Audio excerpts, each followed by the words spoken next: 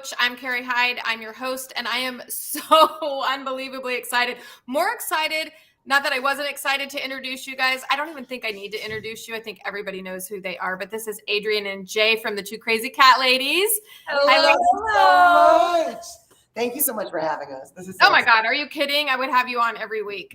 My husband, I can't wait for my husband to meet you guys because he's turned in, I told you, my husband's turned into a crazy cat lady and didn't see that coming. I didn't we've been married 26 years and whoa, it was so weird how it happened and when it happened and that it happened.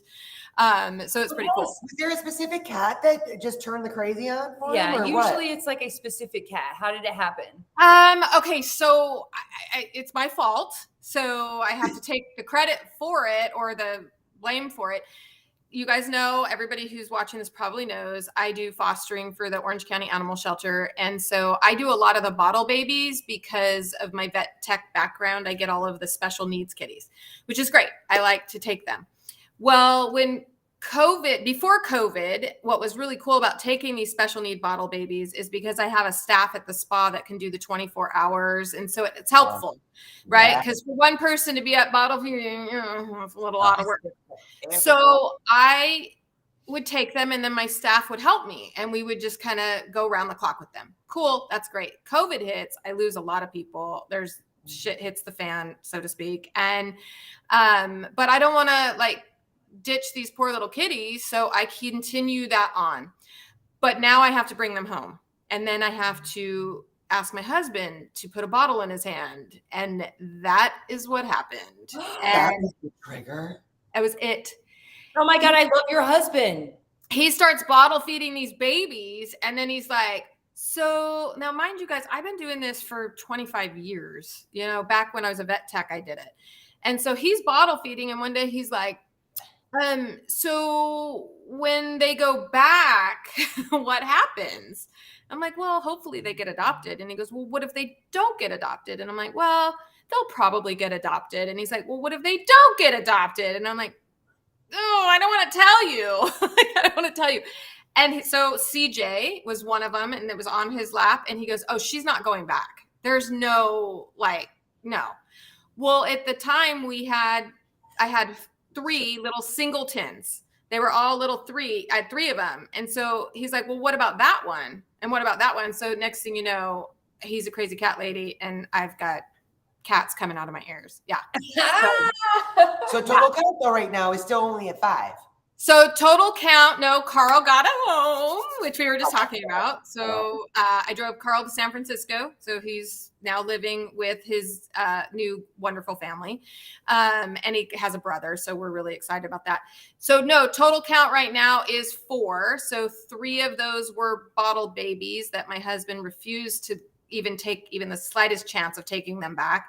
Number 4 was found in a bush by my friend. And so we are at a total of 4 that live here. What's Bush Baby's What's name? Bush Baby's name? Okay. So Bush, the little found in the bush baby, which would have been a better name, her name is Nix. And we're going to talk a little bit about her, actually. We're going to talk about a couple of things because I want to pick your guys' brains about this stuff. So Bush Baby is named, she's white. She's what they call a fire point Siamese. Oh, sweet. What the heck? Found in a bush. Wow. But she is a little off, but we named her Nix, Nix. And I think it's Scandinavia. My husband looked it up because he had to do it. And Nix means snowball. OMG. Yeah. So she's all white. Yeah. And then we have Batman, who is beautiful. I don't know where he is. CJ stands for Carrie Jr. because she's a picky eater. My husband named her after me. That was nice. Yeah. Right. So you're a picky eater as well? I am a picky eater. And so is CJ apparently. So, and she's actually the other one I want to pick your guys' brain. This is why I'm so excited to have you guys here. Because people are always like, oh, I originally had called this Vets I Recommend, as you guys know, and I would have a lot of vets on here, but it discredits the people who have this, and I think you guys are them, instincts that we just kind of are connected with animals somehow and we're observant. I always tell people, you can have a vet go all the way through vet school, get their degree, and really not know anything. And they're because they're not observing. They don't have that, they got the schooling, but they don't have all the other stuff. Yes. And so when I talk to people like you guys, I get super excited because I know that is in you guys. Like you just kind of had, like, if I go back and talk about mine started through vet, but how did you guys get onto raw diet? Like people don't just do that. Right. We have a cat to blame for that too. Yeah. A sick kitty. Yeah. And I have to say, like, raw feeding was horrifying. Yeah. And when we first heard about it, Jay, as everyone knows, Jay is the smart one. I am the pretty one. So she really did a deep dive. And I am talking like, I would come home from work and she'd be like, look at this, 37 pages of, and this is what and blah, blah, blah. And I'm like, raw food? That is so disgusting. Like, no. So we had Scotch at the time, had kidney disease. Yeah. He was diagnosed with elevated kidney levels, like stage 1. So he wasn't like going downhill. How old was he? He was 18. Okay. And we were like, okay, wait a second. This is the moment after like almost a year, Carrie, literally like a year of studying and like changing our cats' diets and even adding in a little bit of just like raw meat, that whole like 20% study kind of thing. Yeah, I was like, let me just add in a little bit and let's just, like do, just kind of like on the side. It was when he got diagnosed that I was like, this is it. We're going to do it. We're going to, like, I want him to live way longer and I don't want to see him go downhill. And luckily with diet and supplementation, we were able to stop the progression of his kidney failure. He lived until almost 22. He was a month away from 22 and he didn't die of kidney failure. He died of old age. Yeah. He really did. Basically. Really declined. Isn't it crazy how, like, when you think back, how scared you were to do that? Like the fear, right? Like, what was it? Well, I have been the one doing the research, right? So I knew that it was like the right decision. She has been scared of. I've always been scared of raw meat. She's always been scared of raw meat, right? It still grosses me out. I mean, she doesn't eat sushi even, right? She's scared of like raw anything. That and I'm like the give me anything. Yes. Oh my God. Carpaccio, beef carpaccio. I will try that. Sushi, the more raw, the better. Bone marrow. Yes, please. I'm not a picky eater. And it makes sense. It also was just kind of like I don't know why it's not common sense. I guess it is kind of common sense, but it does come to us naturally that like our cat should eat raw food because you get a cat and you're like, go get cat food, right? We should just feed them cat food. And that for many years was the cheapest thing we found in a bag that we could afford. And we threw it down on the ground and we loved them. But it was, we had no idea that there was something better and that a fresh food diet would make more sense. And this is not how they were, evolutionary, like evolution. Is that a word? Evolutionarily designed to, evolutionarily designed to eat. Great. Now I'm stuck on that word. Okay. Yeah. It's a new word. Jay makes up words quite often. We call them Jayisms. Yeah. Well, we're going with it. Let's go with it. Yeah. But I did say, I told Jay, and quick, back to the bush baby for just 1 second. Shout out to Tina. Is Jody our bush baby? That's a little inside VIP joke. And yes, she is. But when Jay decided that we were going raw with the situation with Scotch, I was so appalled at the time. I can still physically feel what it felt like. At that time, I felt like she was going to kill our cats. And she refused to feed them. So. And I was like, I can't do it. I can't be a part of this. She said, you're going to kill our cats. You have to do it. I'm not going to be a part of it. So she didn't feed them for a year or more. She was like, I'm not going to feed them. Well, I figured out she wasn't killing them, like in the first week. Yeah. And they're still alive. In hindsight, though, I wish I would have stayed under that. Been like, oh no, I'm still freaking out because it's a lot harder than just throwing kibble down. It is a lot. I'm careful to say it's a lot of work because then, I don't want people to be afraid of it. But it's a lot of love. It is. It's like making a meal for ourselves, we can just like throw a pizza in and wait 16 minutes and or drive through McDonald's and or drive through McDonald's or something like that. But if we want to prepare a meal for our families, then we spend even a quick meal, right? Takes about 30 minutes, and that's about how long it takes to feed our cats, right? Is we put the food to mouse temperature and some lukewarm water. We add in the supplements. We do, we distribute it out. When you have 6 cats, then you have to kind of walk around the house and figure out. Is that what you guys have, 6? Yes. Yeah. So I'm gonna have to take you guys probably off my list of. I'll drive to Vegas and drop one off. Yes, please take us off. That's how list. we got 2 of them. That is how we got 2 of them. Wow. Okay. Don't tell my husband because I told him 4 is like crazy land. So if he hears that you guys have 6, he's gonna be all up in that. So I gotta. Well, also, I mean, we did trademark 2 Crazy Cat Ladies, so we kind of own the name. It's fine. It's fine.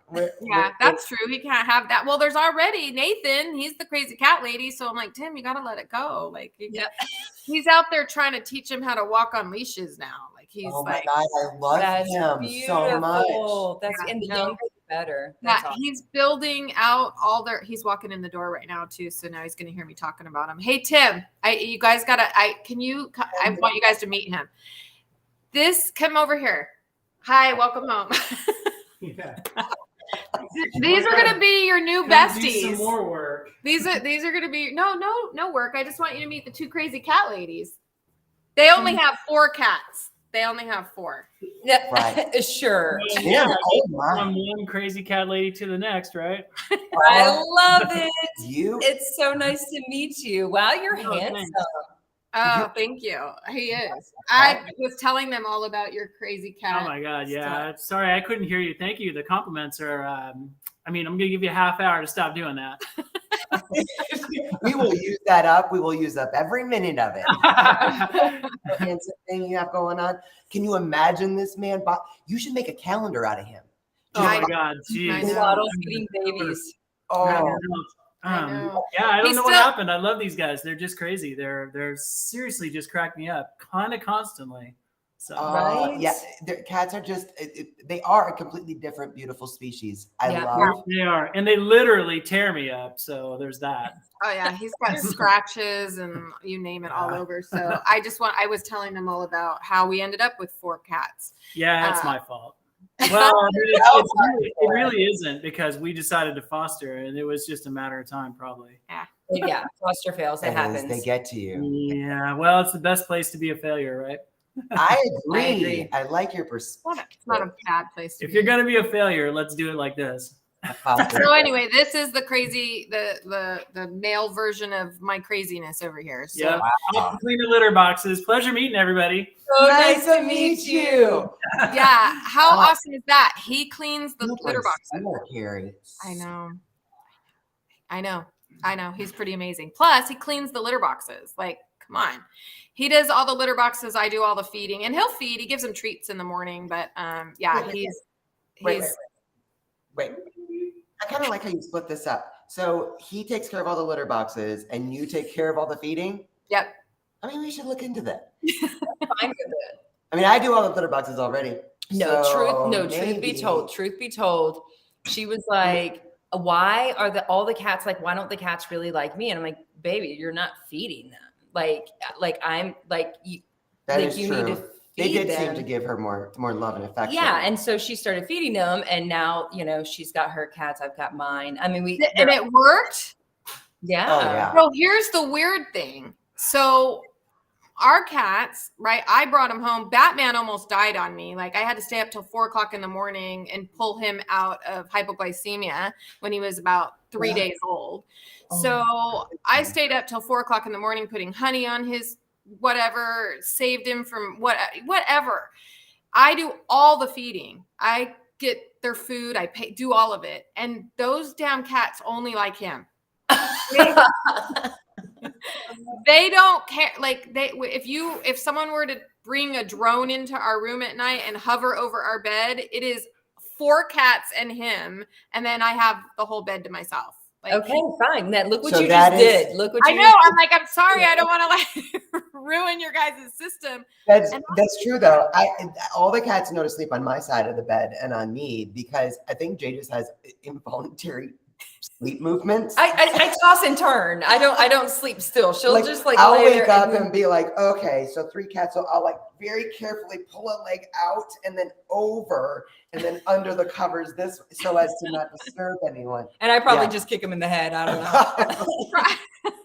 They're like, yeah, don't sleep with the crazy one. I don't know. I have my theories. I go, oh, it's just because you're run warmer than me. They like you because you're hotter. I am a hot box. I am. Yeah. And then I say, well, maybe you have more testosterone. There's something like that draws them because they're always with him. They love him, but they don't care about me. And I'm the one that does. I feed them. They don't care. Really? That's so funny. To be honest with you, I think I'm the other woman, and they hate me sometimes. Like I'm like in the way of their love affair with him. So I sense some jealousy there. I don't know how. Well, but yeah. I say don't blame the testosterone just because that's not an issue here. So it could just be that he's you got to eliminate that variable. So it could just be that he's the heater. I don't know. I don't know. I looked it up, and like a lot of women are saying like the men that their cats like their husbands better, and I'm like, I don't know. It must be the heat, like heat sources or something. I don't know.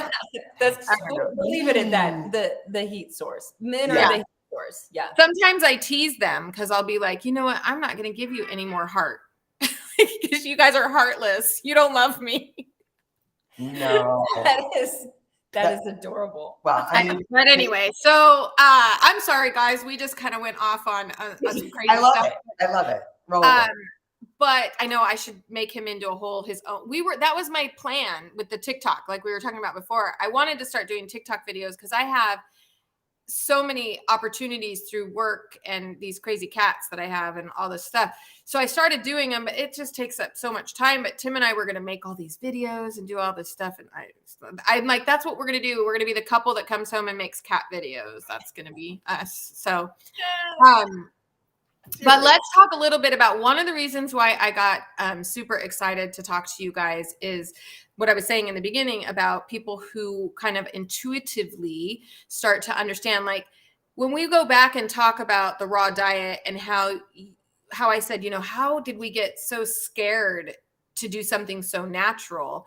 And even if, like you're saying, you weren't really scared, but you had to go do the research. Like it's just strange to me that we had to find an okay, whether that's through science or research, or we had to find that this makes sense kind of moment when the reality is it really has been provided to us by nature for always. That's so true. Well said. Exactly. Wow. It is interesting. I mean, if you word it like that, like we didn't do the research around kibble before we started throwing No one did. No one did. Exactly. No one did. They were like, oh, that's what cats eat. They eat kibble and I throw it in a bowl and that's what they eat. Yeah. But we freak out when cats that were indoor outdoor brought us a little gift of a half-eaten wild thing. You know what I mean? Like we didn't freak out about that either. We weren't like, oh my God, they're going to get sick or what's happening, Yeah. It's so interesting because I do, all the rescues down at the animal shelter, and I'm not supposed to. I'm probably calling myself out right now. Don't tell on me, guys. Please don't tell on me. I'm technically not supposed to feed raw to them. What? I don't know. Go figure. I don't know. So, but before I knew this rule, I thought I was doing a good thing. So I brought a litter of kittens back to the animal shelter ready for adoption. They were going to get spayed and neutered way too early, but I can't do anything about it. And I brought the food that they were eating, and technically it wasn't raw. It was raised rights, lightly cooked. And so I thought, I'm going to give this to whoever's going to adopt them. So at least maybe that might make them think about what these kitties have been eating. And so I brought that food back to the animal shelter, and I have never seen people get so bent out of shape in my life. Like you can't. And I kept thinking to myself, these kittens were found in a bush. Who was cooking their food? Like what do you mean I can't give them raw food? That's what their mommy was feeding them. Yeah. It is that just embedded into us that it somehow has to come from a bag. And it really is such a disconnect. I mean, because if you take time to think about it, it's like, oh, well, then you start asking questions, right? Yeah.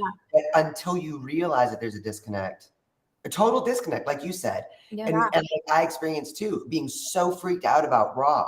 It's like, I would never go back. Never, ever go back. It's amazing. Never, ever. When you give this obligate carnivore what their body is made to eat naturally. It's amazing. It is. But there's a disconnect that if you don't identify it's there, you never even stop to think about it. Never. And I feel like, I don't know if you guys have noticed this, but, and I hope this isn't true, but it probably is. When dogs started eating raw and we started seeing a lot more dogs getting on raw diet and their skin problems were clearing up and all this stuff was clearing up, I feel like the marketing companies started really going after our kitties for their kibble, like more. I started seeing like, okay, well, we're going to lose the dogs because we can't stop it. It's on a train that to nowhere and we're not going to get it stopped. So we're going to have to go after these kitties. And it was just awful. Like how many more marketing things they're using on cats. I don't know if you guys know this, but there's a kibble out there right now that is, for your cat, if he's got too much energy, you can feed him this food and it will keep him calm and sedate. So I looked up the ingredients and I'm like, well, yeah, it's loaded in so much carbohydrate that the fat cat can't play. And then at the very bottom, it had a little bit of tryptophan in it. Oh it's all, but the marketing around it is that it's not okay for your cat to have that much energy. Like he shouldn't have this much energy. So we're going to calm him down. Let's just shut down their happy life. Let's just shut down what a cat is supposed to be. Let's shut down their instincts. Let's shut down anything inconvenient for us humans who would love to just loaf around. I can't believe it. You want a lazy cat? Feed him this. Yes. Awful. And I had a client, the reason I even found this out is I had a client she just bought, if she's listening, I'm so sorry, but even she would probably admit to this. She went and got a Bengal and had never had a cat before. And big jump in, a lot of work, right? Yep. So right away, I got super excited because it was a kitten. And I was like, oh, she's listening. I'm going to tell her. And so we got this kitty on a raw diet immediately. And I was so excited. And he was just doing so great. And then one day she showed up to board him with his bag of calm me down kibble. And she said that the vet told her that the raw diet is giving her cat too much energy and it wasn't good for him. And I was like, okay. So, very, very sad. But I feel like cats are they're going after these kitties because a lot of people are feeding their cats kibble still. I see way more dogs on the raw diet than I do cats. Way more. Probably, I would say a good 90% more of the dogs than cats.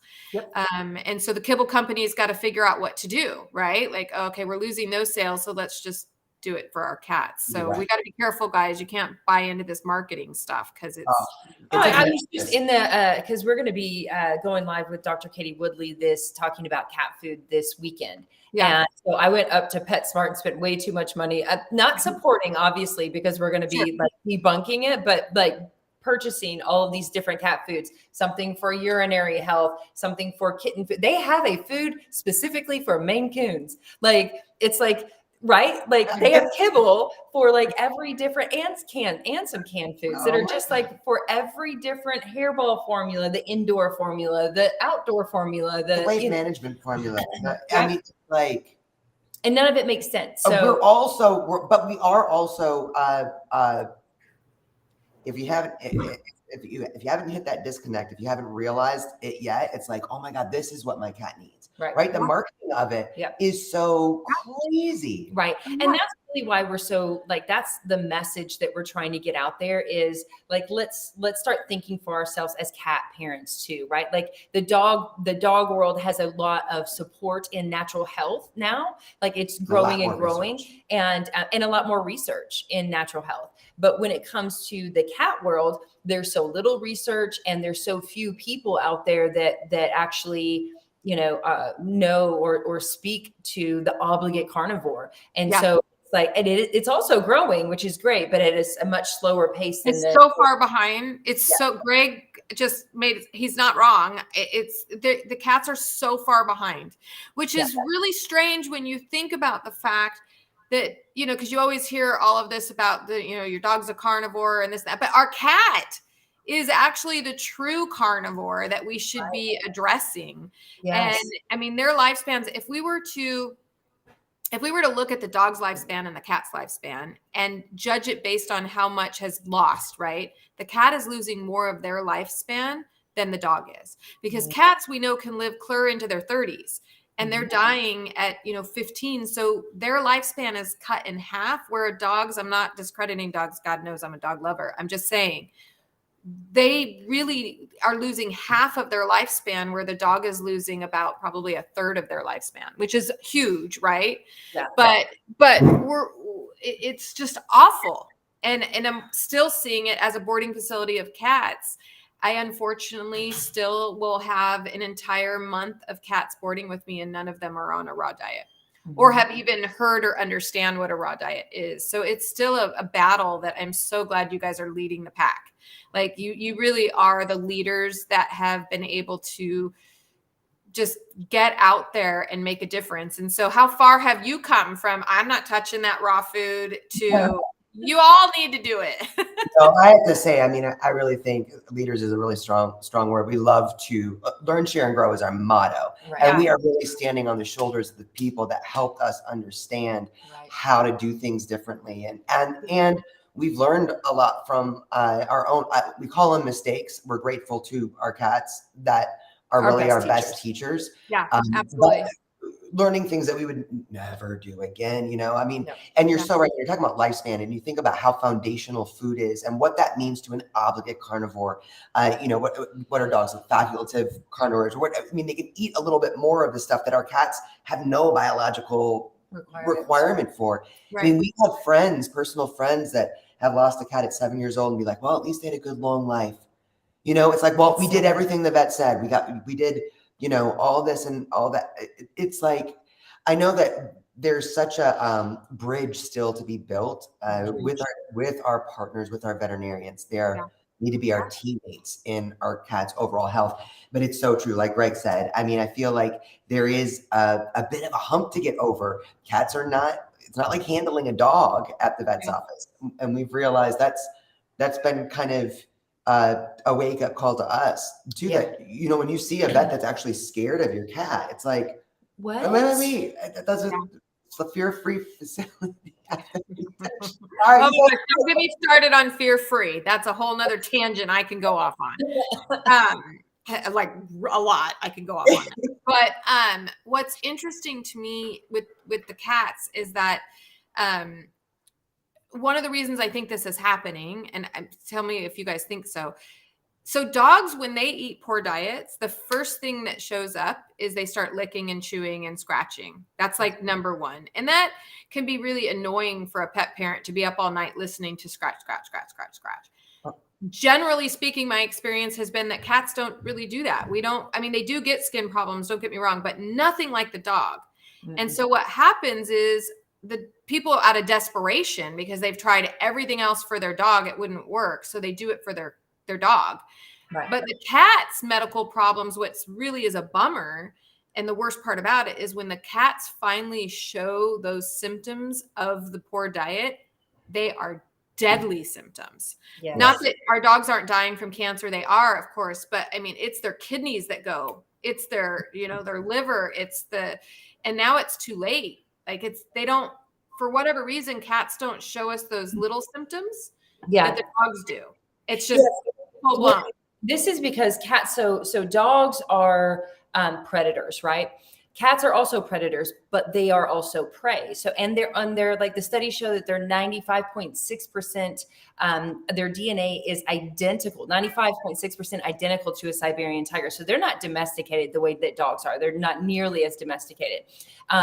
But they're so stoic because by nature they have to mask their pain. If they show their weakness in the wild, then they become prey, right? So cats are just if they don't know better. A dog maybe like step on their toe or they bump their toe, they're gonna be like, you know, like, and you're gonna be like, baby. But our cats, it's like we have to, they're in my opinion, they're even more difficult pets to have because you have to be so they're more complex. Yeah. Because you have to be the proactive one. You are the one that has to make sure that, you know, take them in for those annual blood tests and and really pay attention.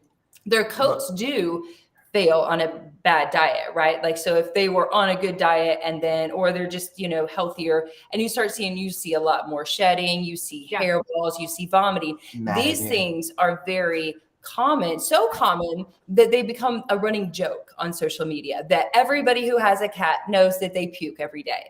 And it's just like a thing, but it's not actually normal. When your cat is fed the right diet, they don't have hairballs, they don't shed that much, and they don't vomit on a regular basis because their health is strong, right? Right. And I no, think it's true, because when you think about it, like that's kind of exactly the point I was trying to make. Like, a cat shedding isn't going to make me go to the vet, right? Like, because I'm not going to consider that a health problem, though it is one, right? Excessive shedding is the first warning sign. So I'm glad you brought that up, because I made it sound like there weren't any warning signs. There are. It's just not the ones that people are rushing to the vet for. Right. And yet it's kind of these big warning signs that we should, a cat, I say that all the time, cats shed, but they shouldn't be like, come on, guys. Like, they shouldn't shed that much. That's not normal. And my cats don't puke up hairballs. They don't have to have hairball food. Hairball food, like hairball food. One ingredient in the hairball food, corn gluten. Yes, that helps the hairballs for sure. Yeah. That's what I was laughing about, the Calm one, because it had the tryptophan in it, but it was I want to say it was like the last ingredient, but it had so much carbohydrate in it that I was like, well, yeah, if I ate that much carbohydrate, I'd be sitting on the couch too. But it's so true that I think a lot of times when we who was it that first said it? Dr. Mercy Koski, I think, one of the first feline behaviorists that we ever really learned a load of knowledge from as far as like behavior, is basically said cats are not small dogs. You know, like yes. And I'm sure someone else has said it too, but it's so true that you think of dogs and cats as companion animals. You have a dog or a cat, you have pets, you know, you kind of lump them together in a way. And I think what you said too about the warning signs. This is why I'm gonna say it. I know we're in prime time or whatever. I am cat shit crazy. And I mean that I think it's so important when you understand what a different kind of species, the instincts that drive cats to not show their pain or to do anything that they do.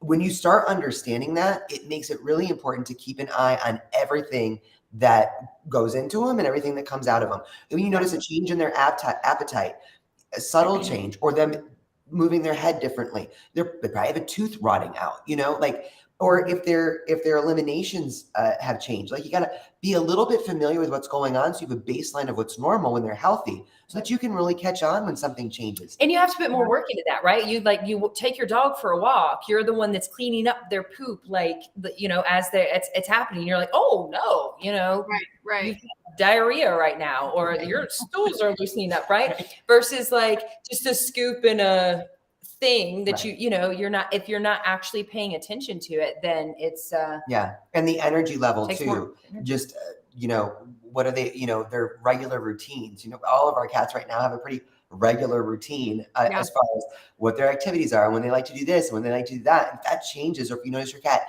hiding, it's like, what's going on, you know? Those are warning signs that it's like, no, we're not going to rush to, oh, my cat was under the bed, time to go to the vet. No, but being proactive about regular blood tests, you know, having their teeth checked, just those things that, you know, we often don't do with our cats. I think a lot of times veterinarians are a little caught off guard with cats because they're not seen as regularly as dogs. We bring them in when there's an emergency. Because it's not pleasant for anyone. No, it's not pleasant for anybody. But you know, one thing that I is an observation by me as a lifelong cat owner, and I used to be a kibble feeding person, just like we all were, right? I was even worse, because, you know, as a vet tech, I thought science diet was, you know, the top of the line stuff. So But I can tell you the difference in the personalities of my raw fed kitties versus my kibble. And it's not just, it's apparently treat time.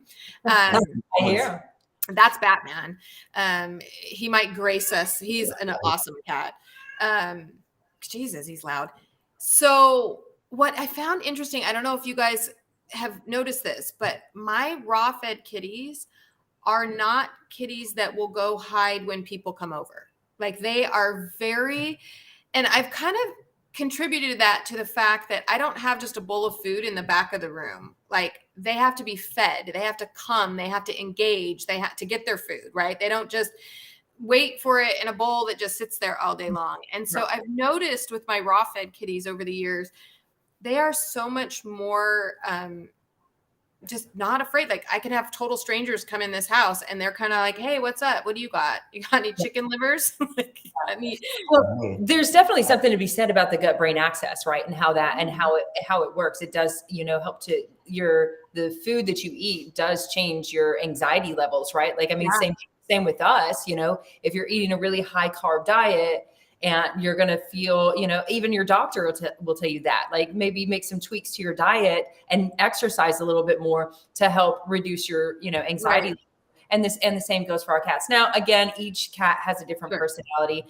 Our two 4-year-olds, they're little Black Panthers, and we raw fed them from the moment we got them at 8 weeks of age.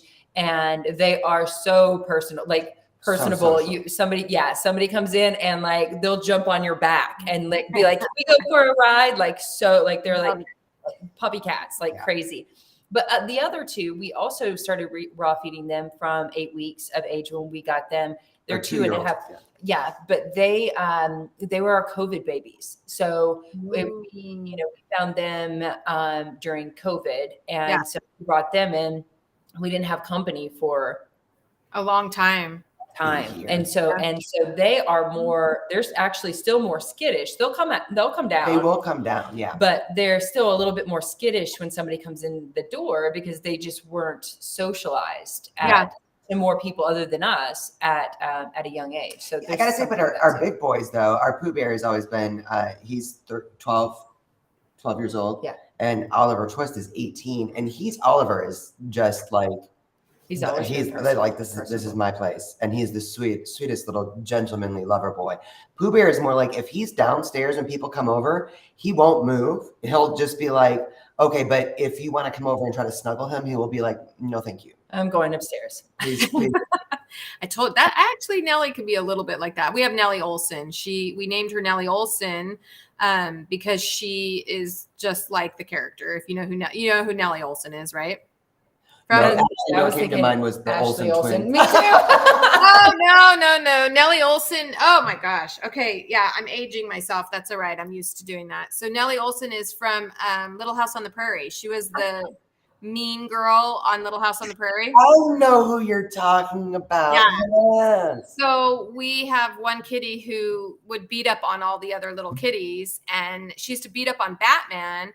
Now, they're all a couple of weeks apart. But when they're little, they all had their eyes closed and then, whatever. But Batman was the youngest technically by a week and a half. But you know how fast here comes Nellie Olson right now. She's going to make her little appearance right now. And if she's in true Nellie Olson fashion, she'll probably turn the computer off. I'll show you her. So this is Nellie Olson. So she used to beat up on Batman. And so when we were trying to name her, Tim named her Nellie Olson. So, cause she was mean. She's mean girl. Anyway, what I wanted to talk to you guys about, this is what I was saying earlier. I was so excited because I want to talk to you guys about something. And then you guys have a theory and I have a theory. So I want to share the theory with everybody and see if we can get to the bottom of this, because that's how I'm obsessed with it now. Okay. So we're going to talk a little bit, guys. We're going to shift a little bit of us just BSing into talking a little bit about something that I am dealing with. I have a cat with Pika. Have you guys ever had a cat with it? Yes. Okay, one of our Black Panthers, actually. Yep. You what? One of our Black Panthers. Still has it? Still experiencing it? No. Very manageable. Yeah, it's totally manageable now. It's okay.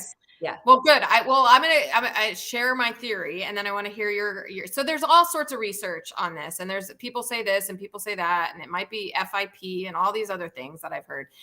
I ran blood tests on my kitty and everything's normal. So, okay, except that I have holes in like half my sweaters. So I don't know how normal that is. I used to think in the beginning, I thought it was because I told you I'm the other woman. And so I'm like, she's going after my clothes because she hates me. Right. But I know better. Right. So anyway, what is interesting about my little girl who likes to eat things, she loves vegetables. Like if I'm eating a salad, she will take my plate out of my hand. She wants vegetables so bad. Yeah. So my theory is that these animals that have it are having fiber issues. That's my theory. Okay. How about you? So what's really funny is the only cat of our 6, the only cat that is absolutely obsessed with vegetables, green vegetables specifically, Her too. Is our pica. There's a link. I'm telling you too. Yes. And we recently had all of their guts tested by Animal Biome and by Innovative Pet Lab. And the recommendation is more fiber in the diet. And we have, now here's the thing. My theory is that it's partially behavioral, but quite a bit more in the digestive, in nutritional world, right? Yeah. Dr. Karen Becker, I once heard her say that 98 or 99% of her pica kitties that she saw had a pica poop. They all had some type of nutritional deficiency, that it was a gut imbalance. And so when Friday, she didn't eat wool or like that, those kind of things. She was obsessed with plastics and string, which was really scary. Cords. Yeah. Yes, she's a string eater. Yeah. Oh, it's horrifying. And that's scary, right? Because it's like, if it's long enough, that can be fatal. That can be like super, yeah. I mean, and anything really can be fatal. It can cause an obstruction, can be really, scary. But so we started adding fiber to her diet. We started, adding certain supplements to more probiotics to try to like build her gut. Yeah. And then we also started doing more of like routine playtime with her. So we did like play sequence, things like that. And it was probably the first 2 years of her life that we had to be super alert. And now, like, if there's like a big piece of plastic out and it's new, she'll chew on it, but she doesn't actually consume it. It's rare that she will actually. That? This is Madison. Madison. Yes. Yes, baby. I love when they come do all of that kind of stuff. But so your kitty is 2. She's 4 now. Oh, she's 4 now. Yes. And you guys started adding. So I'm doing the same thing. Like I'm increasing the fiber. I mean, she just wants it. And so it was kind of really into like observation, right? I'm not a vet, but I understand. I've got one kitty who's eating clothes and sweaters and socks and strings and stuff. And she's the one that wants my salad. Why does she want it? Because her body, for whatever reason. Now, here's where I want some science to get involved. What is it about her that's requiring so much fiber? Like, what is it biologically going on in her system that who should not require this much fiber? I mean, she would eat a whole plate of salad if I put it in front of her. She just craves it. And I've already increased. I mean, she's eating so much green juju at this point that I'm like, you gotta eat some meat, girl. Like you have to have some meat. Yeah, I have to like hide the meat sometimes for her because she is like, I don't want the meat, I want the vegetables. That's crazy. I don't know. I mean, like Friday's not that obsessive. She won't eat a whole salad, but if I'm cutting up spinach on the counter, she jumps up and has to grab her pieces and go and broccoli, cauliflower.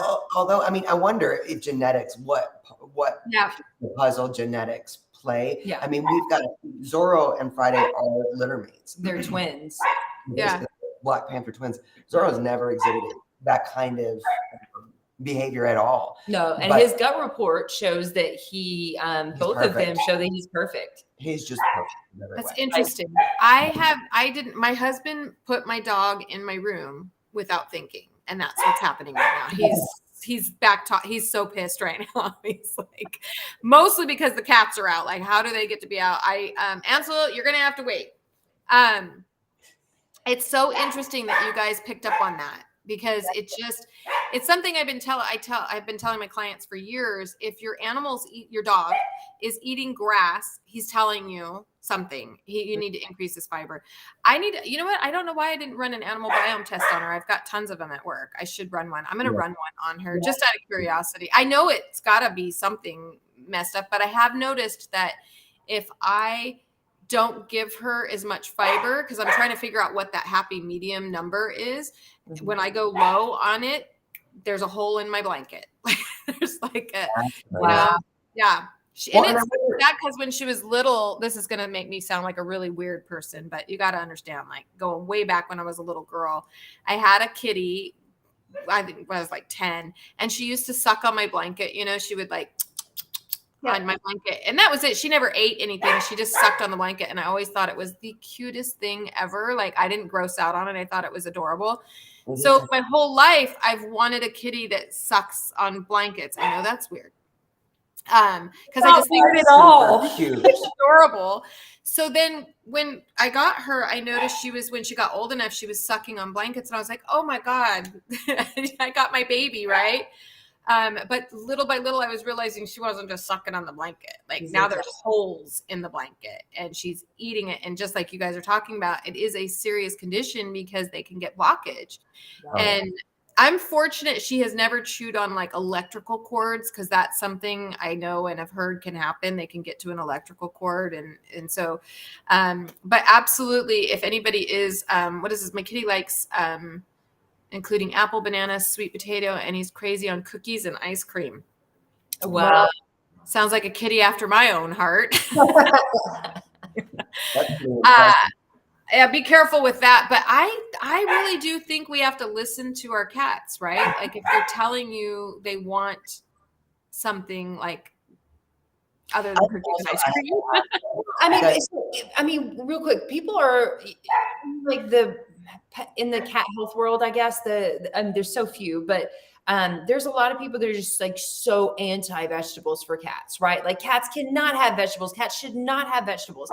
And I get that it's not a nutritional requirement for the average obligate carnivore to have vegetables in their diet, but that doesn't mean that they can't benefit from the nutrients within vegetables. And certain vegetables offer so many benefits that we're actually doing a disservice to our cats by not offering them, even if it's a self-selection type of thing, but by not at least offering them some vegetables. So I think you're completely right. I think we have to listen to our cats and see, not every gut is the same just because they're all of the same species, right? Our guts aren't the same either. Like, our blood types aren't exactly the same. Our nutritional requirements are not exactly the same. My body doesn't really like meat. I mean, it can handle a certain amount, but it's not a huge, like, I don't crave meat ever. She, on the other hand, craves meat, right? Like, her body says, I need meat. I do. I feel right. Well, I mean, there's no like right or wrong here. It's the different bodies working in different ways. I was always raised with my mom, listen to your body. What does your body need? Is it saying that you need sweets right now? If you're paying attention, not just like to your head, but to your body, I do need sweets then maybe your body does need something that is, needs some sugar. To the point of observation, though, I do think I think that there's often, especially with cats, a behavioral aspect that can sometimes be overlooked. And when you mentioned the fact that you got this sweet little girl and she started suckling on blankets, I have to wonder, because Friday does this, because it is something that's really manageable now when she wants attention, she'll go chew on something. She'll dumpster dive. She will dumpster dive. Oh, wow. Yeah. So there's a part of me too that knows that she gets attention when she's that's learned behavior, right? Right. Yeah. So with the blankets, you have to wonder too, like, what was like, were you like, oh my goodness, like, I'm a little baby now? Like, was that positive reinforcement for that? Oh, I'm sure it was. That's smart. The behavioral aspect of it, though, is fascinating with Friday. That it is definitely a situation where when she wants or needs attention and she's not getting the engagement, especially on busy days when there isn't that time for engagement, she'll start chewing on stuff because she knows we come running. Yeah. So I think it's, that whole, the powers of observation about what their bodies might be needing also sometimes has to extend into how we react or respond to their behaviors and why they, why sometimes it can snowball too. Yeah. I think it's sad because because cats I don't know how to say it. They're not as expressive as dogs, right? So they're not, you're home, right? But what's sad about that is I feel like people just think that they don't have feelings because they don't know how to express them. Yeah. I don't want to say they don't know how. They just don't have those facial figures to do that expressing. And so they kind of become the forgotten little animal and so sometimes it has to come out in peeing in the house or, fighting through somebody's favorite sweater, those things. Or peeing on their favorite sweater. And yet science shows that the emotional cortex in the cat's brain is actually more similar to a human's than a dog's is to a human's. So they have a lot of feelings. They have a lot of intuition, a lot of emotions. And I do think that it's one of those, the mistake that we can make, and we see this a lot with people, is that they humanize their cat, like that they're being an asshole, or they're, like hissing, for example, that they're being mean, like you do that to another person when you're being rude. No, when a cat is doing that, we've learned this from Cat Behavior Alliance. When a cat does that, it's actually a reactive response. Sometimes it's completely involuntary. It's like someone jumping out of the closet at you, and you're like, like that's how they explain it. So when you start understanding that cats are prolific little predators, but they're also prey animals. So everything about them is driven by an instinct to survive in a way. Mm-hmm. And there's always a reason for what they're doing. And for us to humanize them with emotions like, oh, my cat is such a bitch. Oh, she's such a whatever. Like we hear that all the time. And sometimes we say it ourselves. Like Jack is sometimes being a jackass sometimes. He is. But I do think that that's a mistake we can make too, without understanding them as a species and realizing how much they do crave engagement and enrichment and being compassionately observed. Yeah. It is something that I think my husband got a firsthand. I mean, I've been around animals forever. He doesn't work with animals, so some of this is a little bit new for him. But so I told you guys about the little kitty that was found in the bush, and that her name is Nix. And I brought home Carl, and nobody liked Carl. Like nobody, like Batman, Nellie Olson, of course, doesn't like anybody. She's just kind of aloof. And CJ, nobody would really play with Carl, but Nix really liked Carl and would hang out with him, and she would sleep with him and whatever. Well, lo and behold, when Carl took his little road trip to San Francisco, Nix started peeing on Tim's side of the bed. Oh, baby girl. So to the point where, like, even when he was laying in bed, she peed on him. Like, she just got up and peed on him. And so I knew, I'm like, oh gosh, it's so funny. He says, I said, oh, she's got cystitis. I know it. This is going to be cystitis. And of course, you know how it is when someone in the family tells you something, and I don't care how much of an expert they are, it's not true till someone else says it. So he's like, you don't know. She needs to go to the vet. And I'm like, okay, well, we can take her, but I'm telling you, this is going to be cystitis. So of course we take her. He's so cute. Tim, are you still here? He wrote a full page because the vet that I took her to couldn't really take her that day. So she said, if you just drop her off, I'll look at her. Well, I couldn't do it. So he did it. And he knew it was going to be a drop off. So he sat at work and wrote out a whole history of this cat, like all the stuff he could think of to say. And in it, he wrote, her best friend just moved to San Francisco. And he leaves this all to this vet, right, who's never met him before. And then she calls me at work and she's like, and she knows all about Carl. And she's like, so I think it's just cystitis because Carl moved to San Francisco. And I'm like, how do you know that? And she goes, oh, Tim wrote me a letter. And I'm like, what?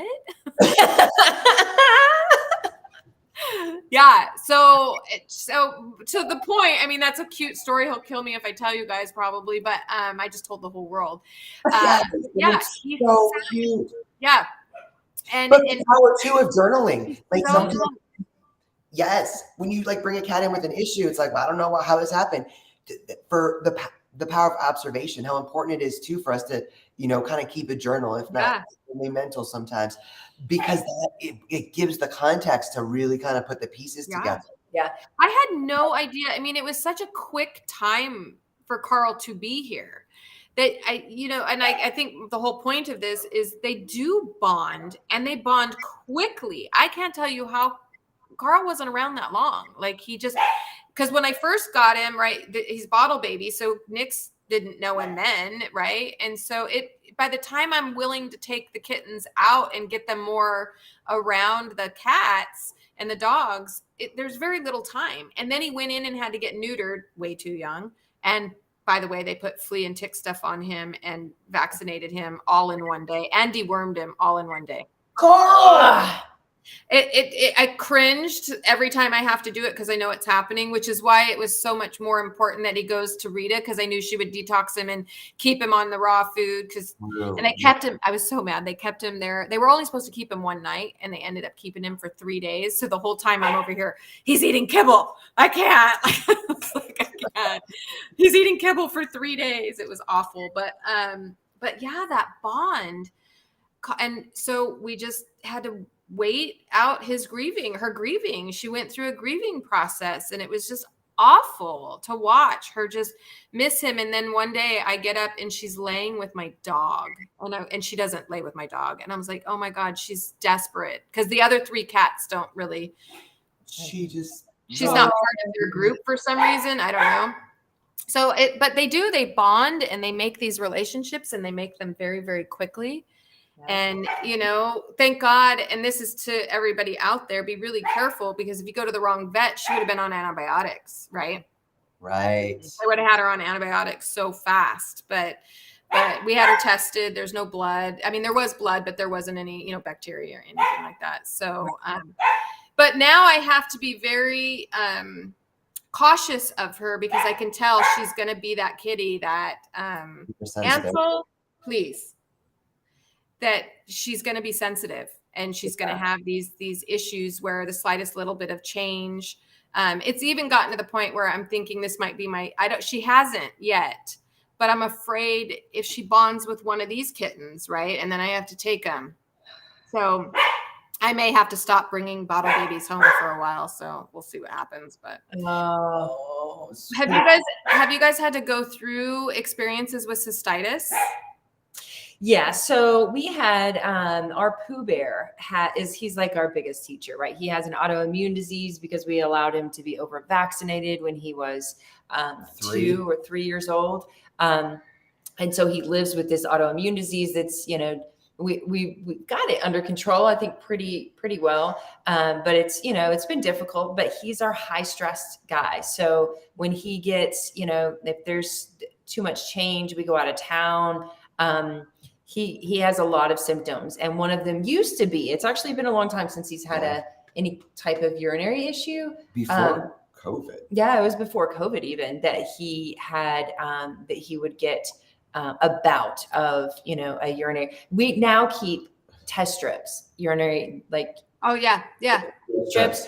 And Adrian, like her desk is like right next to, and she'll just like randomly go under and like catch. And so we'll test their urine pH quite often, so that we know if we need to adjust something or add in some supplements or something like that. But he would do exactly what she was doing. I mean, he would just start peeing in places, and there would be blood in the urine, and it's like, ugh. So you can really tell. It's to the point again. I mean, another great example of how important observation is. Our cats aren't as expressive as other animals can be, especially dogs. So they tell us in mysterious ways sometimes. And sometimes it's misunderstood, especially like peeing on your husband. Yeah. Like someone could be pissed about that, no pun intended. And that is only going to really stress her out even more. She's doing something because she's grieving. You know what I mean? Like, so, that is actually how I know he is a true crazy cat lady, because he didn't get mad. He didn't get mad. The cat peed on him. He did not get mad. And it just happened so quick. I mean, I've been married, like I said, we've been married 26 years. He's never been a cat. He's never really, I don't want to say he's not an animal person, but I kind of take over that role. So everybody else I just think is not as crazy as me. And then, a cat came and jumped on his bed and peed on him. And he was like, something's wrong with her. Like, but don't make any mistake. If my dog were to pee in this house, he is like, you need to find out, your dog peed in the house. And I'm like, he's on you.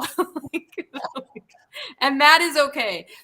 His cats can do no wrong. I kid you not. Like, they could burn the house down, and if they survived, he'd be like, that's cool. It's just a house. We'll replace it. He's badly in love. But so I wanted to ask you guys because I don't want to keep you we're already up an hour. My poor dog, Ansel. I'm sorry. His dad just locked him in the room. His name is Ansel. You guys should hear the story. So his name is Ansel after Ansel Adams. Real? I was wondering.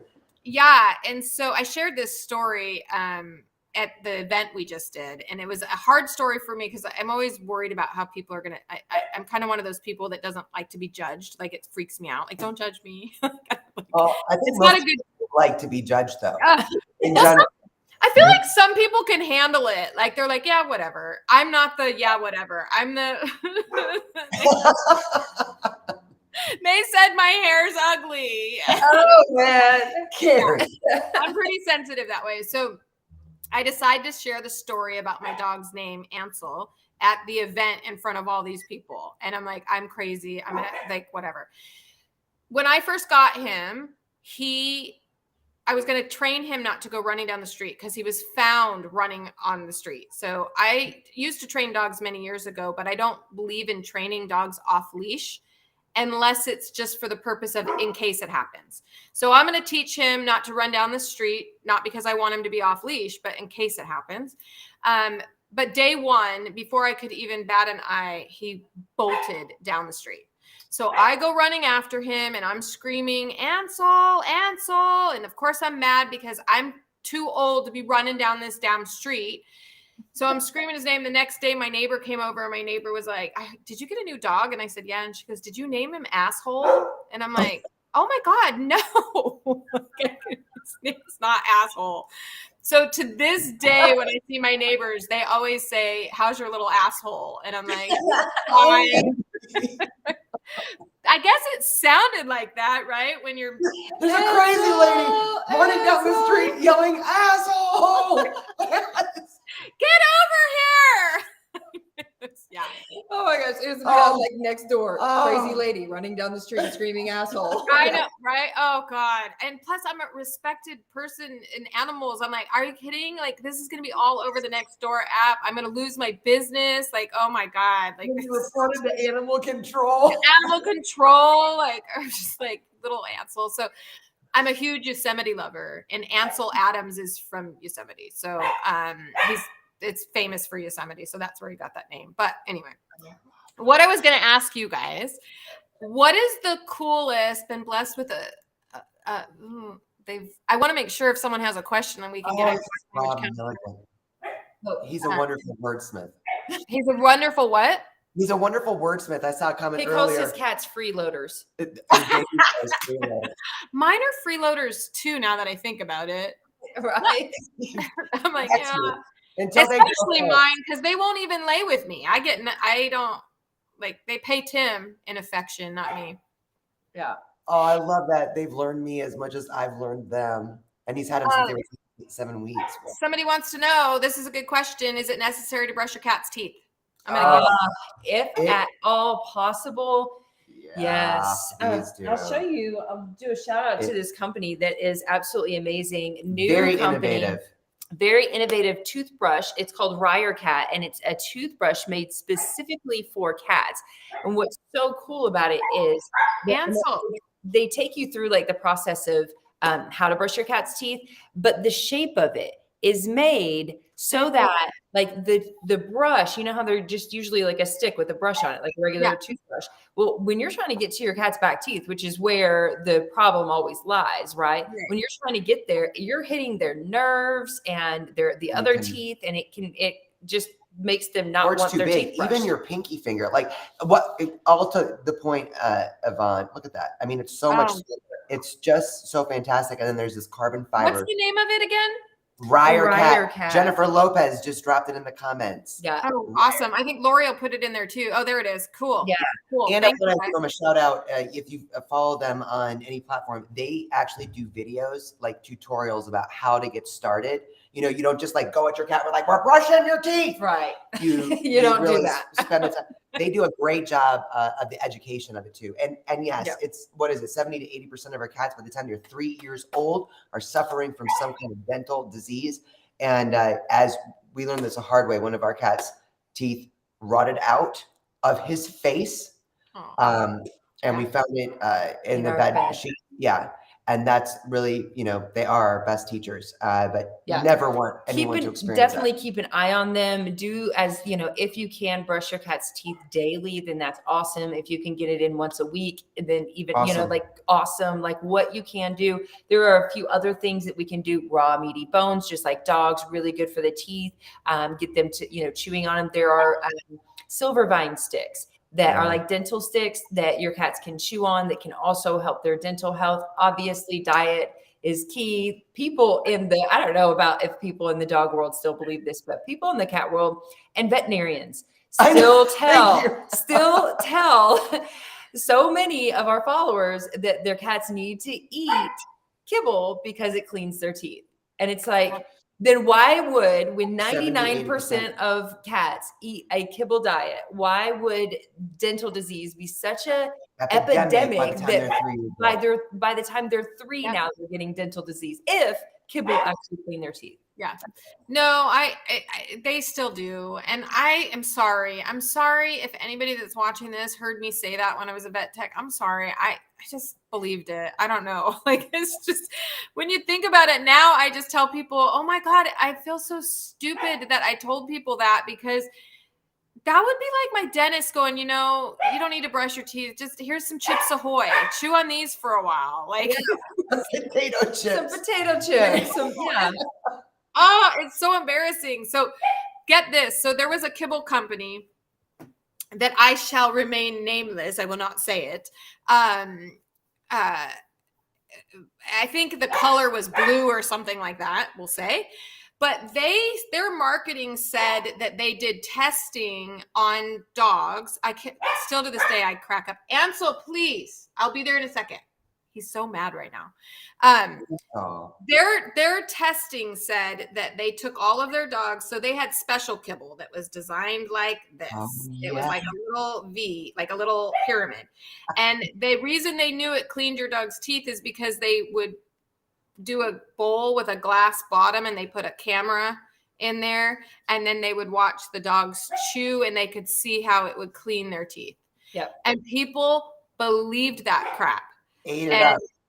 They ate it up. They were like, oh no, they would come into my store all the time and tell me they had to eat kibble because there's been testing. I'm like, well, first off, dogs don't chew their food. So like, I don't know how that's going to happen because they just swallow it. But yeah, people still believe it.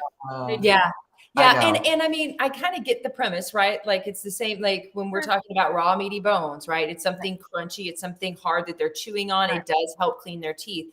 If the said kibble that does actually, I did see that study. It does actually work as far as knocking off that tartar, but the ingredients within the food are causing more, right? So it's like starches and carbs do not convert to clean teeth, right? You don't, so long answer, whoever, Yvonne. But you open the words, my dear. But if you can brush your cat's teeth, please do. Even if it's only your finger, and even if it's only a little bit of coconut oil, if you can chip off some of that stuff proactively so it doesn't build up and cause disease, then yes, let's brush our cat's teeth. Yeah. Not only that, but it also gives you that opportunity to find abscesses, broken teeth, get to know. I mean, not too long ago, I was in a cat's mouth at work. I'm in there a lot, actually. And this cat had a growth underneath its tongue, like right here. No, there's no way anyone was ever going to know that was there until it was probably too late. So to be honest with you, I haven't gotten the results yet. I haven't heard back, so I don't know what it was, but it was a growth right underneath the tongue. So it was interesting, but so what I wanted to ask you guys something fun. Okay, it's not that fun. I just think it's kind of cool. Before I let you go, what is the coolest thing, or like the most, like people would be kind of like wow about cats that you guys can think of? Like what's like your wow moment where you're like, that is so cool? Because I have one that I was like, really? I had no idea.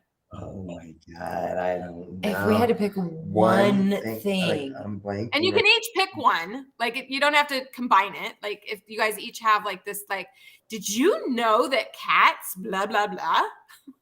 We have so many of those though, right? But then, like I'm blanking what right now. if I thought that it was like,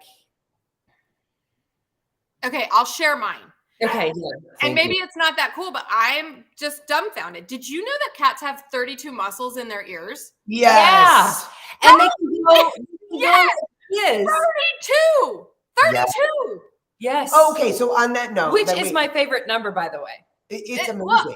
They're like little owl heads. And they can go all the way around. So that when they're eating, you'll see their ears, or just pay attention to your cats when you're like talking or you make a certain noise or there's they'll just be like this, and then they'll hear something else and their ears will go ping. And they can go in different directions. And this ear will be listening this way, and this ear will be listening this way. So cool.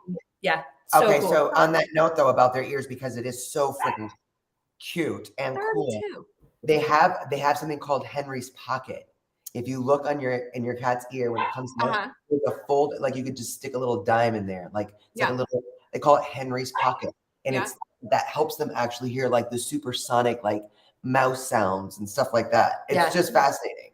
Yeah. It is fascinating. They have way better hearing than dogs. I don't know if you guys know that, but they have way better hearing than dogs. Even more scent sensors than dogs. Mm-hmm. What? They even have more scent sensors in their nose. Oh yeah. It's pretty cool. I don't know. I just love that stuff. Did you know, one more, because I think a lot of people thought this was fun. Cats have that's my wine. Hold on. Cats have something called the primordial pouch. Oh yeah. Right? Tell us. I love this. Guys, I have a cat that has a big one. Okay, so cats have an extra a layer of skin, or abdominal skin, and it varies from cat to cat. Some are bigger than others. Obviously, healthy weight needs to be, but all cats have it, and it's actually an extra layer of an abdominal flap that helps protect their vital organs.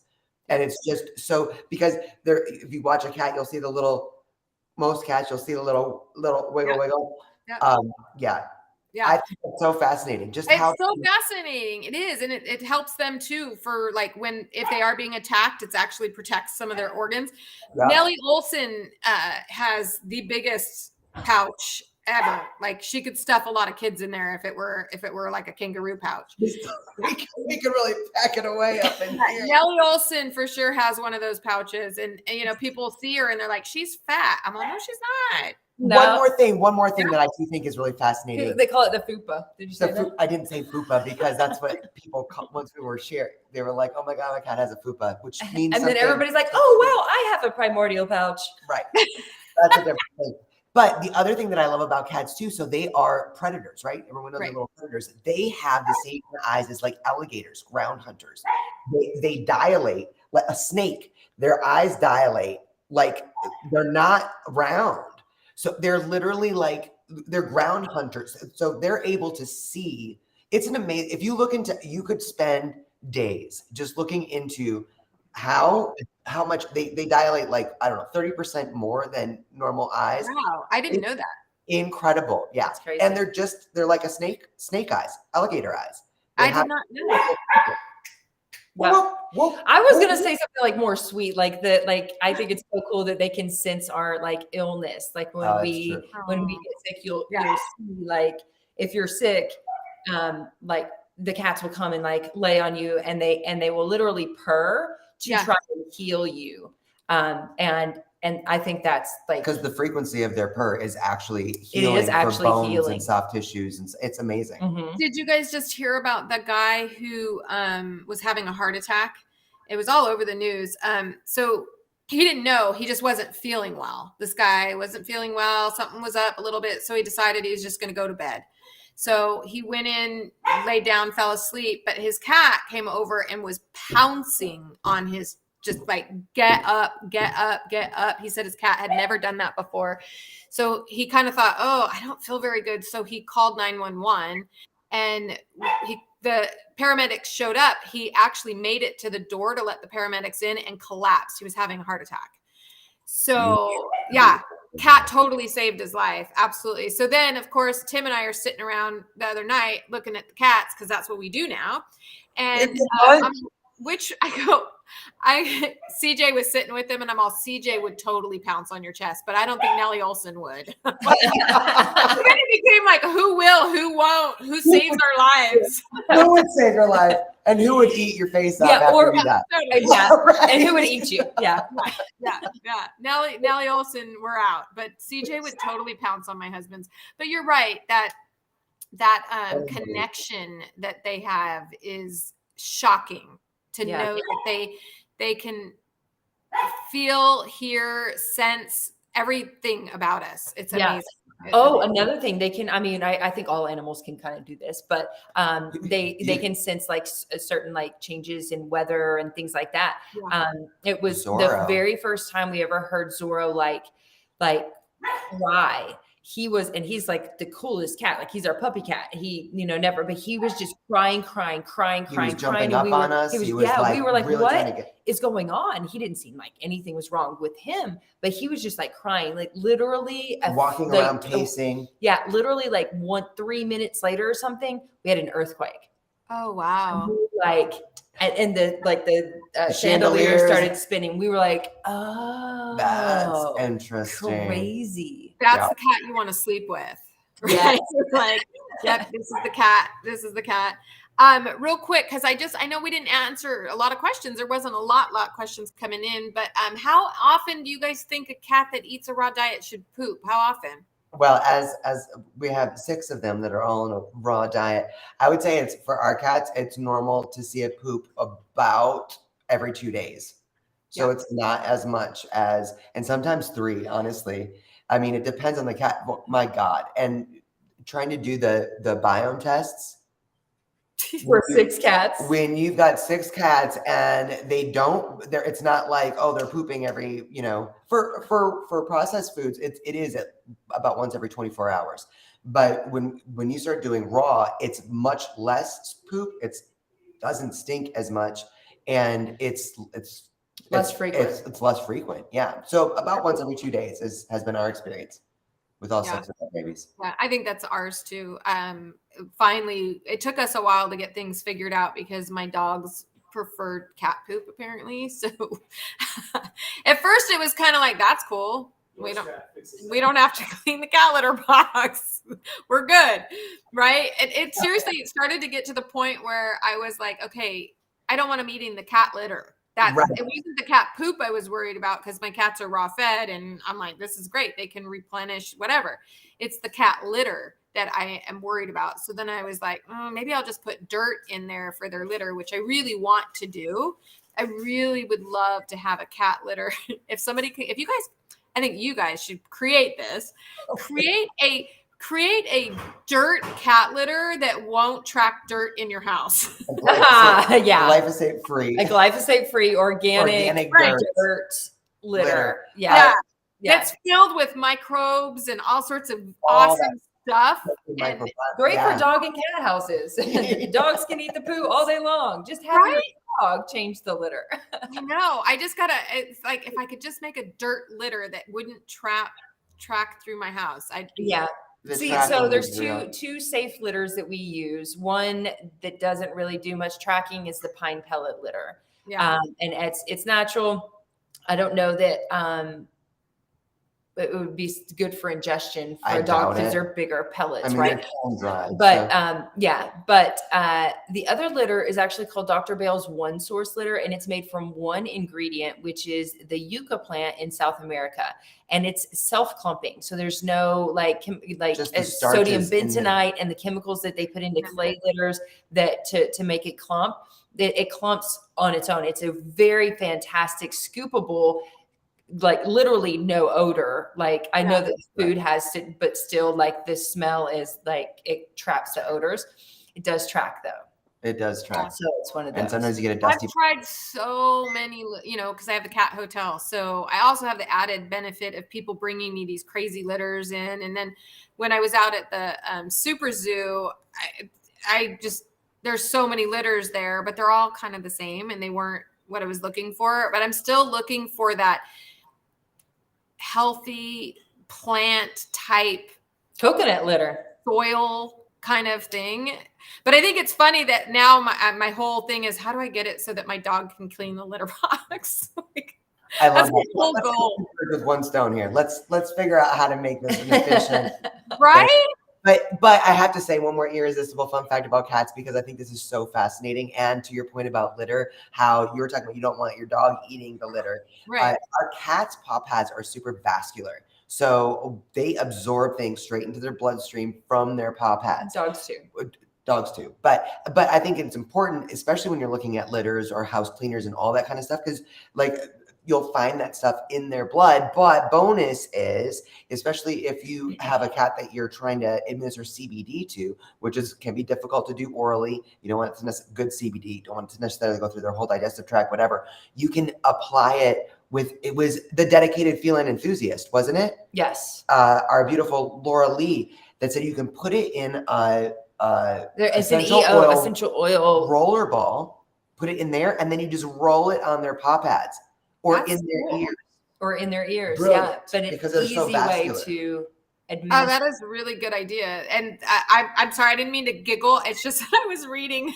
I'm sorry, I don't know who everybody is, but the dedicated feline enthusiast said if Ryan and I died at the exact same time, the cats would eat Ryan first so they could still have me to sleep on. I love you so much, Laura Lee. That's very what I love is that we all recognize that cats are that smart. That they wouldn't just react. They would be like, wait a second. Okay. Over. I'm hungry, but I'm also cold. So let's work this out, right? I'm hungry, but I'm cold. So I gotta do this the right way. Yeah. Oh my God. Well, I gonna let you guys go. It's 5:30. I could talk to you guys for days. We should just roll in the cocktail hour. Come on. Yeah. Right? I know.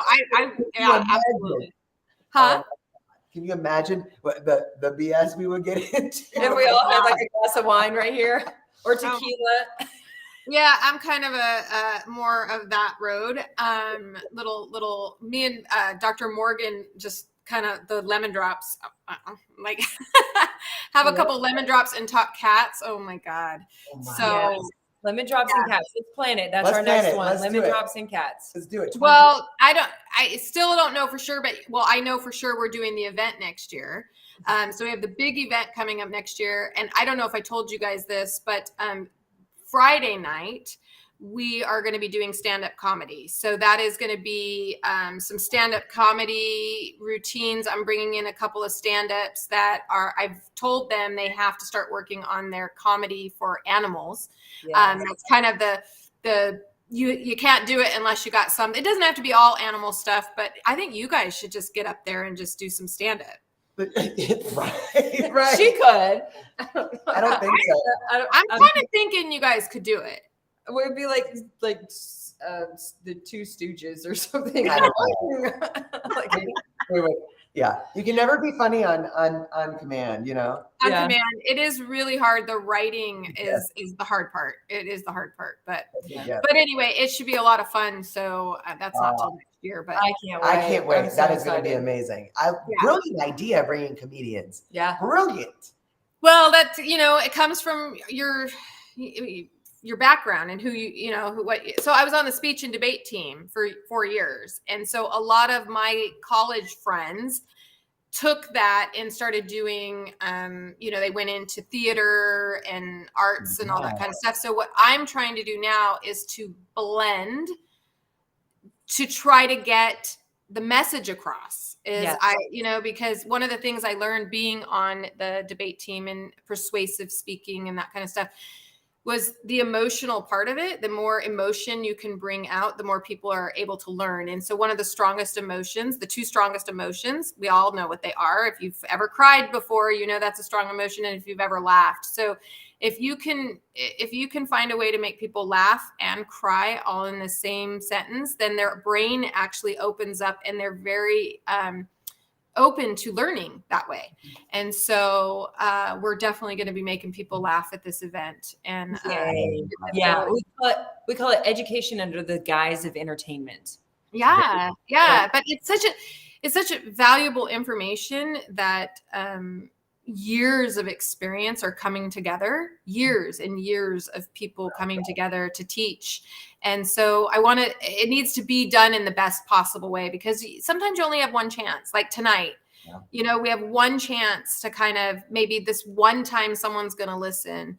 And so if we just sit here and we jam it down your throat about, you got to buy this or buy that or we lose people. And I think we all agree that when we lose somebody, we are actually losing the possibility of an animal who's innocent. And so that's kind of why I fight for it so much. So, and that's why having you guys on, so we could just laugh and, share our experiences, is just so important. It's so important. Thank you so much for what you do. I love it. You guys are amazing. When I found out about you guys, I was like, oh, thank God someone's doing cats, because I can't watch it anymore. It's so hard to watch these kitties, hundreds of them suffering, and they don't have to. Cats can live into their 30s, guys, like 30s. Yep. But they're not. So keep fighting. Yep. Let's do this. Yep. We're out to build I told Jay, cat. I know, she's like, oh my God, our Panthers, and with Oliver Twist and Pooh Bear, they're part of our big teachers, and they've taught us a lot. But Zorro, Friday, Jack and Madison, man, we are implementing everything. 40. They're gonna be 40. So I was like, she said something about adapting, and I was like, stop it right. We are gonna be in our 80s. Like, we have to think about this, like, responsible care. We've got to think we can't just keep adopting. I mean, I'm being a 98-year-old being like, I gotta. And we don't have anybody to care for him after we're gone, right? No, I told Tim the same thing, because he wants to, we have these 4 kittens. And I'm like, Tim, if I get my way, and I'm really pushing to, if I get my way, they're going to outlive us. We're in our 50s. Like, I'm old already. Like, I can't. Yeah. My husband's he's almost 60. He's 57. I'm 53. I'm like, now I have kittens. Yeah. I'm like, I need your pills. What? I need whatever you're taking. What are your pills? What are you taking, Carrie? Let's save us a little sidebar about that. Yeah, I don't know. It's animals. It's the love of animals, I guess. It keeps us young, right? Yeah. There's nothing. Right. We can kind of end on that. Having animals in your life will keep you young. Yes. Yeah. You are so beautiful. And so handsome. You go remind him that we said that. Yes. Yeah. When you said the calendar, I didn't want to say anything, but he also used to be in the fire department. So I was like, oh yeah, we could do like, Yeah. We could sell all sorts of calendars with him on it. Yes. Business idea. Yeah. Yeah, wow. It's going to be a good year. Yeah, we'll see. All right, guys, I'm going to let you go, but thank you so much for being here. Anytime you guys want to chit chat, just hit me up. What a total joy this has been. Seriously, so much fun. Thank you so much. Yeah, you guys are amazing. Lori has put all of the Two Crazy Cat Ladies information on there, so you can contact them through their website and all of the information that you need. I just want to give them a shout out for some of their products that I have used, guys. This is not because I'm trying to sell you stuff. I'm just telling you I use a lot of different products, and some work and some don't work. I am just so thankful that you guys have B12. For somebody that works in rescue, I can't tell you. It's really sad because if I bring the kitten back, they're going to get put to sleep. Like, the animal shelter is not going to invest. And I'm not saying that they're horrible for this when they literally last season had over 500 kittens. Right. Wow. So they're not going to invest in saving these kittens for the most part. And if I take them to the veterinarians and I have to pay out of pocket, which is fine, and a lot of times they do, but we're talking about a lot of kittens. So I am just so blessed that you had the B12 so easily available, because B12 is something that you absolutely need to have if you're rescuing kittens, and you should have in your house if you have a cat as well. So I just want to thank you guys for having products that I can trust and know are something your products have saved many kittens. I can't tell you how many of my little baby kittens I've had to give little B12 to. So thank you so much. That is just the most beautiful thing with all the butterflies. Yeah. You're saving lives. You're saving lives. So thank you. So, and I just, the fact that I can trust all of your products is bueno. Yes. We're super blessed. That's for sure.